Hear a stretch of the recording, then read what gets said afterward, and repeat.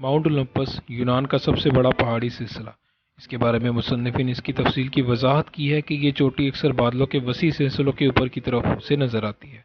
यूनानी दास्तानों में mount Olympus को देवताओं का मस्कन और फर्जी दास्तानों के गॉड्स जीएस के तख्त का मुकाम समझा जाता था। ये नाम ओलंपिया के कई दूसरे पहाड़ों के साथ साथ पहाड़ों, गांवों और यूनान और एशिया में मौजूद खराफाती शख्सियत के लिए भी इस्तेमाल हुआ है।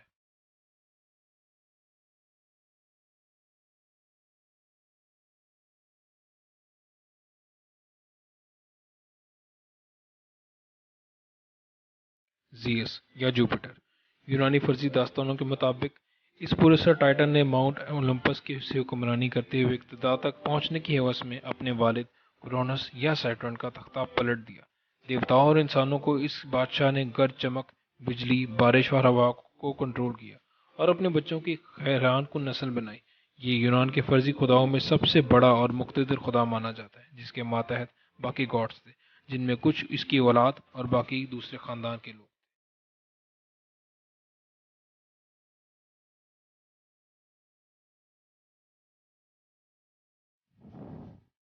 डिमेटर या सीरस। डिमेटर जियस, हेरा और पोसीडन की बहन, अनाज की देवी और अच्छे थाइफ देने वाली थी। वो सर्दियों समेत तमाम मौसमों को लाने की ताकत रखती थी। सर्दी का मौसम इसके गम को जाहिर करता था, जो अंडर वाटर के देवता हेडेस से अपनी बेटी को खोने के बाद इसे मिला था।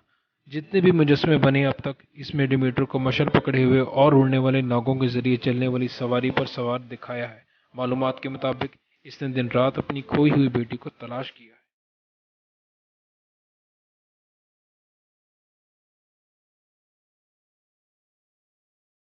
हेरा या जोनो। यूनानी फर्जी दास्तानों के मुताबिक जियस की बहन, बीवी और मलका हेरा देवताओं और इंसानों दोनों की माँ थी। वो शादी के रिश्ते, औरतों और विलादत के तमाम अमूर की हिफाजत की ताकत रखती थी। हेरा को जब जियस के एक इंसानी औरत के साथ ताल्लुकात के बारे में पता चला तो इसने इस हमला औरत और इसके बच्चे को मारने की कोशिश की, मगर जियस ने अपने बच्चे ड्यूनासिस को अपनी टांग में सी कर बचा लिया था।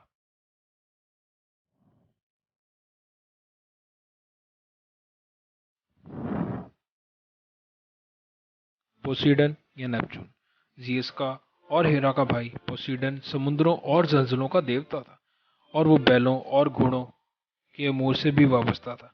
इसने एक तीन धारी तीर उठा रखा था, जिसे वो इस्तेमाल करने से नहीं घबराता था। वो सिर्फ एथन से इनकी औरों से होने वाली लड़ाइयों के बारे में पूछता था और एथेंस के शहर पर काबू रखने के लिए इस तीर को सामने रखता था।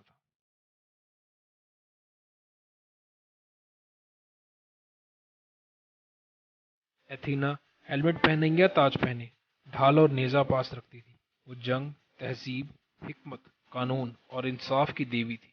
वो जियस की पसंदीदा बेटी थी और अफसानों के मुताबिक वो पूरी तरह से पली बड़ी पैदा हुई थी और इसका सर औजारों से लेस था। शवाहिद बताते हैं कि इसके सर पर जो हेलमेट थी, इसकी तर्ज कुरेतनत शहर में पहनी जाने वाली हेलमेट से मिलती जुलती थी।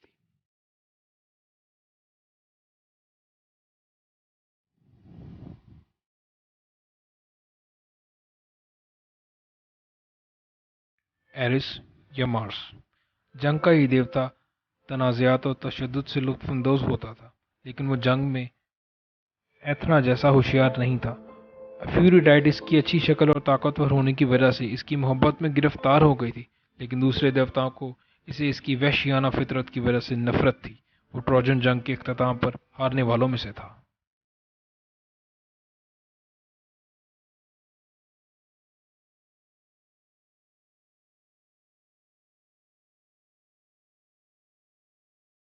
ड्यूनासिस या बच्चस। अपने वालिद जियस की टांग से पैदा होने वाले ड्यूनासिस की परवरिश निम्फ पहाड़ी ने की। इसने अंगूर से शराब बनाने का तरीका दरियाफ्त किया, और हैरत की बात यह थी कि वह शराब, पौधों, खुशी, थिएटर और खुशी का खुदा भी था। शेर की सवारी करने वाला और हाथ में शराब का प्याला लिए अक्सर सल्तनत ने वो अपने हिस्से के अमूर सर अंजाम देता था।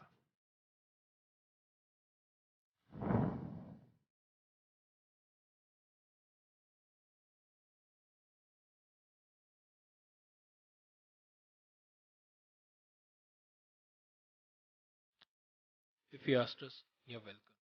آگ کے دیوتا ہیفیاسٹس کو اس کی ماں ہیرا نے پیدائش کے وقت اس کے خوش شکل نہ ہونے کی وجہ سے ماؤنٹ اولمپس سے جلا وطن کیا تھا۔ زیوس نے نر دیوتاؤں کے مابین لڑائی روکنے کے لیے ایفیوڈائسس کی شادی کا اہتمام کیا۔ اس نے زیر زمین دھاتوں کو پگھلا کر ضرب اخترے بنائی، ہرمیس کے لیے پروں والا ہیلمٹ اور سینڈل بنائے۔ ایفیوڈائٹ کی قبر بند کے ساتھ ساتھ سورج کے دیوتا ہیلیوس کی گھوڑا گاڑی اور ایروس کیوپڈ کا کمان اور تیر شامل تھا۔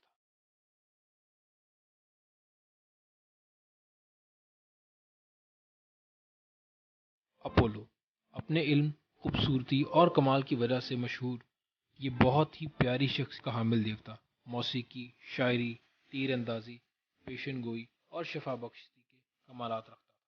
پیشن گوئی کرنے کی طاقت کی وجہ سے بہت سی یونانی کہانیوں میں اپولو اور اوریکل کے بارے میں بات کی گئی۔ یونان کی فرضی داستانوں میں اس کا بہت تذکرہ پایا جاتا ہے۔ اپولو کی فرضی زندگی کا ذکر 450 قبل مسیح کے اوراق میں بھی پایا جاتا ہے، جہاں سے اس کی مقبولیت کا اندازہ لگایا جا سکتا ہے۔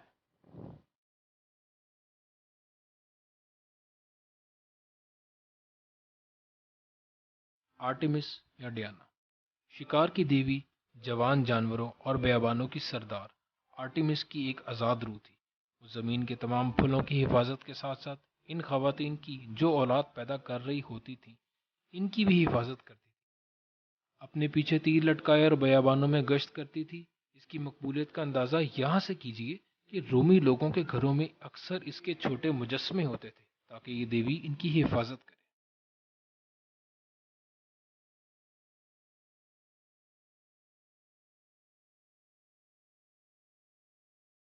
ایفیوڈائٹ یا وینس، خوبصورتی، تخلیق اور باغات کی یہ دیوی مردوں اور دیوتاؤں کے دلوں میں ایک جیسے جذبات کو جوش دیتی تھی۔ وہ سمندر میں جھاگ سے پیدا ہوئی تھی۔ اس کے کچھ ایک ہی طرح کے کام ہوتے تھے، جیسے سجنا، سنورنا اور نکھارنا۔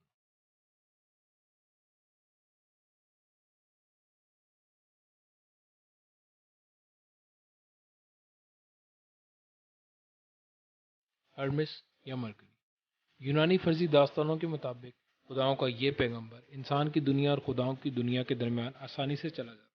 وہ سفر، تجارت اور مہمان نوازی کا خدا تھا۔ ایک نوجوان شخصیت کا حامل یہ فرضی گاڈ پرندوں کے پروں سے بنی ہوئی ٹوپی پہنے ہوئے رہتا تھا اور اس کے ماتحت ایک پورا عملہ ہوتا تھا، یہاں تک کہ رقم کے لیے ایک پرس نما تھیلا بھی اس کی ملکیت میں تھا۔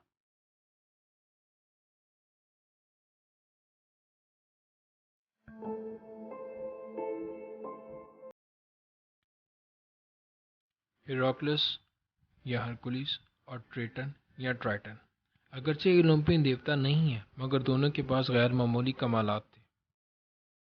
ہیراکلس ایک ہیرو اور دیوتا دونوں تھا۔ اپنی طاقت، ہمت اور آسانی کے لیے جانا جاتا تھا۔ اس کی دور اندیشی کی مہم جوئی کی وجہ سے اسے خطرناک قوتوں کو فتح کرتے دیکھا گیا، لیکن پھر بھی اسے ایک چنچل شخصیت کی حیثیت سے دیکھا جاتا ہے جو آرام کرنا پسند کرتا تھا۔ اسے بہت سے پینٹڈ برتنوں پر نقش کیا گیا اور دوسری صدی قبل مسیح میں ہیراکلس کا کانسی کا مجسمہ موجود ہے۔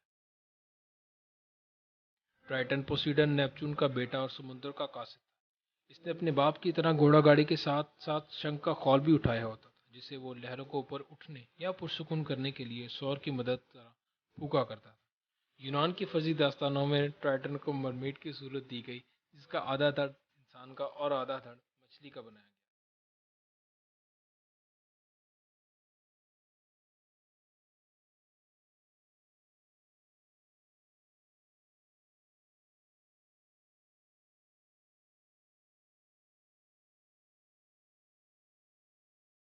یاد رہے کہ یہ سب یونان کی فرضی کہانیوں کے کردار ہیں جسے مت کہا گیا تھا۔